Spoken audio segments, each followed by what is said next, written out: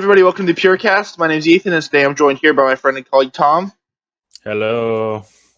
So today we're going to talk about game loyalty and toxicity. So Overwatch, League of Legends, Dota, those types of games, and how toxic those can be, and people being loyal to one or the other and causing some of that toxicity. So I want to start with the community and in League of Legends and Dota. And Tom, do you play either League of Legends or Dota? I have played both, actually.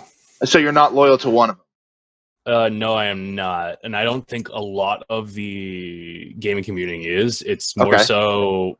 It's more so, one, did you play a game and did you stick with one first? It's going to be one or the other. So I originally played League of Legends, and the thing is with Dota, these games is you need to invest a lot of time to get good. So usually people start by sticking with one and then going to the other as soon as they start branching out. So you think people start with one and then go to the other, and they don't necessarily pick favorites? No, there are people who that's how a lot, or I would say the majority of the MOBA gaming community plays. But there are definitely going to be strict people who are just like, I'm strictly playing League of Legends because I've spent tons, boats load of money on just this game, and I don't need another MOBA. But then there are others who are like looking at different parts of it and learning different. And for those of you who don't know what a MOBA is, it's a massive online battle arena, and League of Legends, Dota are the two most popular versions of that game or that type of game. And often, what I've seen when playing League of Legends, Dota, and they're actually infamous for this, is the community will be toxic about one game, and not just about necessarily the loyalty to the game. Even though I do think a lot of people that I've seen are League of Legends fan, and if someone plays Dota, then they're considered worse than the League of Legends players, and vice versa. So I've seen a lot of that brand loyalty there, and that's definitely some attitudinal loyalty versus behavioral loyalty. Even though I think what you think is that people are just more behaviorally loyal to the game, so that whichever they play more, they just play more because it's just the one that they played first. Yep. Definitely at the general consumer level, on like at the higher skill levels, like when you're actually playing for maybe gold rank or the higher up echelons of ranking, and then maybe even playing for tournament money, those kind of people are more looking for games they kind of just understand and are gonna be better at generally. I would say. So I want to start getting into product hype or buzz. I know you probably witnessed Overwatch and the announcement when Blizzard announced Overwatch, the hype that came along with it. I don't know if you went to PAX East that year it was announced, but I ended up waiting, I think, 2.5, 3 hours in line just to play, just the like pre-alpha phase. Did you witness any of that? Yeah, definitely. I was very excited for Overwatch 2. I think it wasn't even so much their like visible advertising, it was the lead up for the game. The original, like, they didn't even how they marketed it originally was genius. They didn't say anything about it. They just released a very animated, a very well done animated 3D movie, like advertising the game, and it's not even really advertising so much as it is like lore of the world of the game. And that was just like a teaser for I think maybe 2-3 years. And then they finally started coming up with it, and by then people are always been like, "What's Overwatch going to be? What's Overwatch going to be? We don't know." And so they ruminated on that, and that created a kind of buzz or hype, and that worked out really well for Blizzard. What I noticed for me and my friends is we were so hyped for this game for a good 2 years, and then once the closed beta started, we kept trying to apply for it, and we never ended up getting it. And so when the game actually came out, we got it, but we weren't nearly as excited for it as when the game was first announced.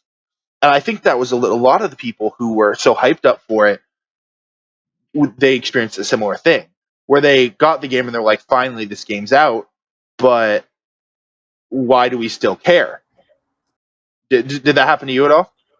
No, I think that in complicated games, there's this kind of effect or this learning phase where these games kind of pose a challenge wall. There's not really an easy way to get into the higher echelons of the ranking system. and can be very hard and frustrating. And so along with these hatred towards like not hatred, but anger at team players, you have this point where you're not sure if you're making mistakes, and instead of accepting the fact that yourself is making a mistake, you'd rather just push it out on other players on your team. And that goes even especially well for the enemy team players, because when you're already angry and you're against these people, you're going to get just as angry at your teammates as you are the enemy team, and probably harass them even more so. And so you get these kind of very toxic communities where, like, League of Legends, I know for a fact, is one of the worst ones, where because I'll play maybe 1, 2, 3 games. Well, actually, as of lately, this has gone away. It's actually fixed, I think. I think Dota is a way worse case, but maybe a year ago, League of Legends was just horribly toxic. And How did they fix it? I think it's just generally more banning and just really being, just getting. It's either I don't know the literal number, because I remember they had numbers for like maybe like 60% of players in League of Legends were toxic. Wow. For like the year 2015, I believe.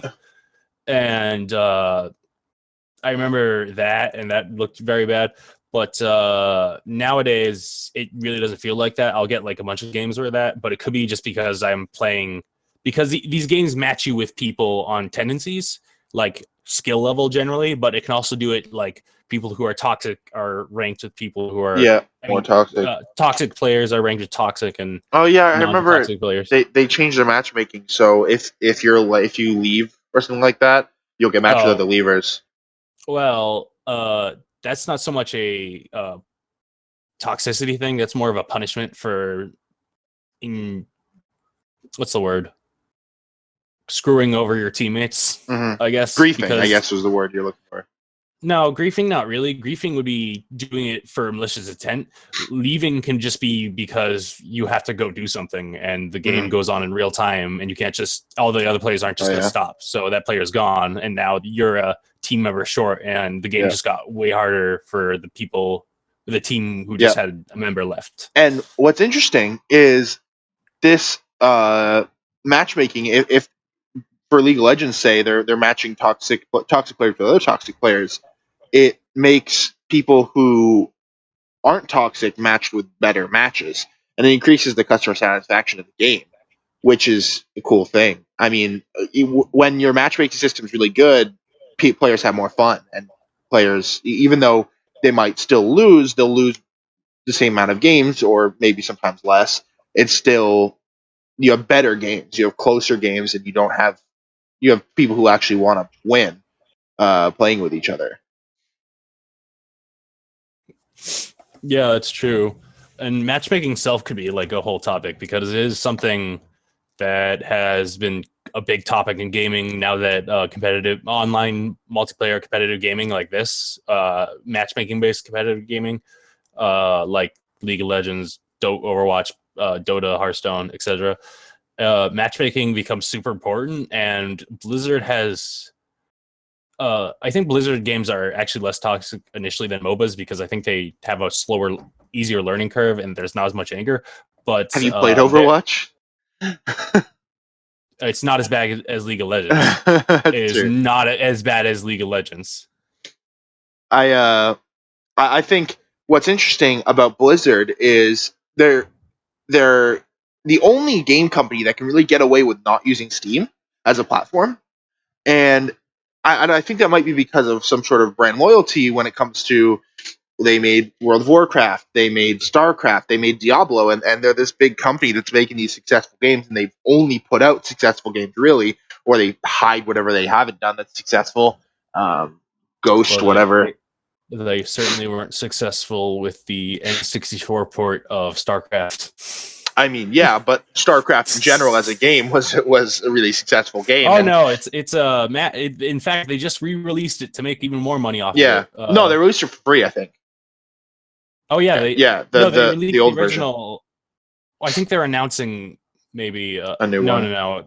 I think that was speculation. Sorry, my mistake. But yeah, there is definitely Blizzard brand loyalty. It's one of the probably best examples of brand loyalty post Steam, I guess, because Valve had Valve's the original developers or creators of Steam had basically a similar cult following with games like the Orange Box with like Portal 2, Half-Life 2, and they had quite the following going. But then as Steam went on and they became less developer focused and more storefront, it kind of fall off in years. But Blizzard is one of the ones that stemmed the most because they have their own platform for digital gaming and similar, and that's usually a big no stuff like Origin or Uplay. Anything that tries to compete with Steam is usually just immediately no, that's a bad thing, get rid of that, even though it's a good thing for PC consumers because it makes competition in the platforms. If you don't know what Origin or Uplay is, that's because nobody does. They're awful. No, they're fine. They're awful. What are you talking about? No, they're not. How much have you used Origin? I've used Origin for a few games, and they're really, I mean, they're fine. The worst part about it is people don't want to use multiple things because they're loyal to Steam. That's all. That's what we're talking about. And I'll admit I am myself, and it's pretty annoying to launch Battle.net. I'm only willing to do it because Blizzard produces good games. But getting back to Blizzard though, really they built that even before Steam or any of that with their games like StarCraft, World of Warcraft, one of the biggest MMOs ever, and it's still, I don't think it's the largest anymore. I think it might be, but MMO currently.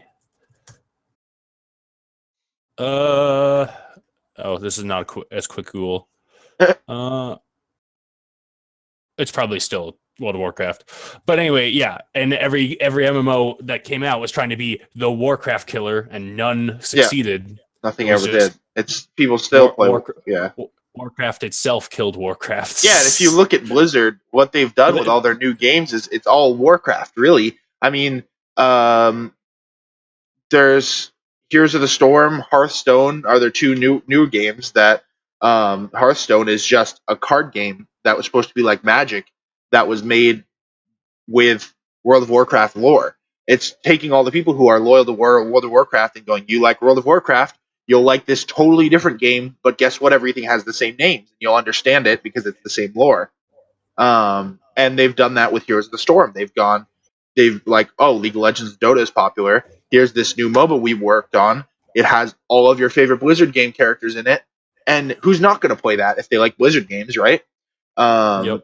So, I mean, my friends that I did, we were like, oh, we like Warcraft lore. None of us even played Warcraft. We just liked the lore. It was good lore. They make good lore. And so we hopped in Heroes of the Storm. We started playing that. And then Overwatch came out. We hopped in that. And now they're adding Overwatch characters to Heroes of the Storm. So it's like they integrate all of their games together, which is something that a lot of companies don't do. You don't get all these different game genres with the same, or not conflicting, but integrated crossovers with lore and things. Just outside of Nintendo. That's true. You do get Nintendo crossovers, but have you ever played a good Nintendo crossover? Smash Brothers. Oh, true. Sorry, you're right. Are you kidding me? The biggest one. The only one though. There's a few. Yeah, I mean, there's Mario and Sonic's summer games, but who played that? I was more talking about like in fighting game. There's a lot of series matchups where just like two. Yeah, that's true. That's true. But you really don't have an entire company integrating all of their games together inside of their other games. I mean, they're making the lore that like Overwatch is the same world as World of Warcraft, and they're somehow making that successfully. It's weird. Actually, I think recently Nintendo, because Nintendo didn't really so much as they only had a crossover game in terms of their integration of their series, which was Smash Brothers, and was ridiculously successful and still is. but what they started doing recently in their older consoles, now that they can do stuff like DLC, they started selling like costumes for like other series. Like, so in a Metroid Nintendo game, which is about like a bounty space hunter, you can wear a Link outfit, which is from a fantasy exploration game about a dude with a sword.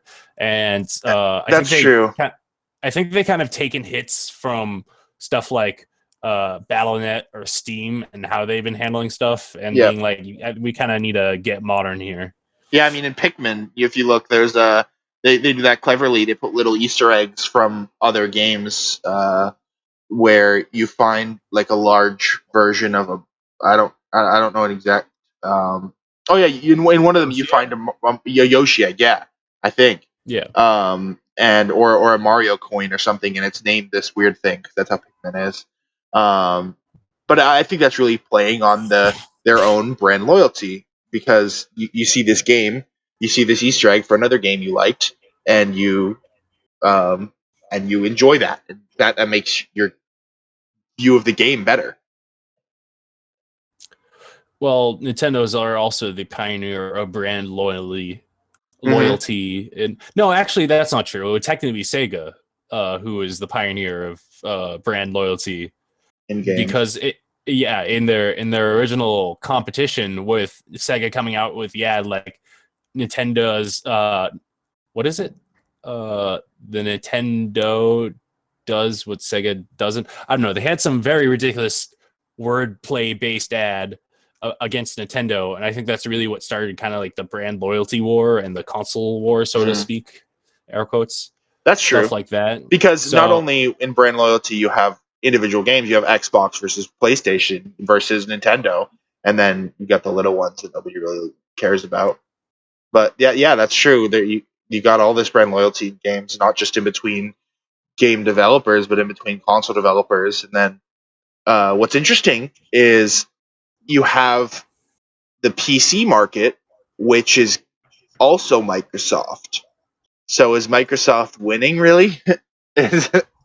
No, they are not. No way. They are not making as much money as they would like. They pretty much don't make much money through Windows. Their actual that's probably true. It's more in their partnerships and their the software they sell. They don't make much off the actual games because it's gone through Steam and they don't make much off the games, but they everyone when you think about what kind of computer are you going to use to play your game, what are you thinking of? Well, actually, can I go back to that? There's actually a misconception. Console developers only make money on their games. They do not. Most consoles are running in the red. They don't make much money. They make way more money on the games they actually sell, and that's why Windows as a gaming platform isn't profitable for Microsoft. Yeah, it isn't profitable. The PC, they're not selling the games, so they don't really have control, and that's why they want to introduce integration between Xbox and the Windows to make it so they can kind of get a cut on that. Yeah, and they're failing. All right, well, thank you for joining me today. Yeah, it's been great.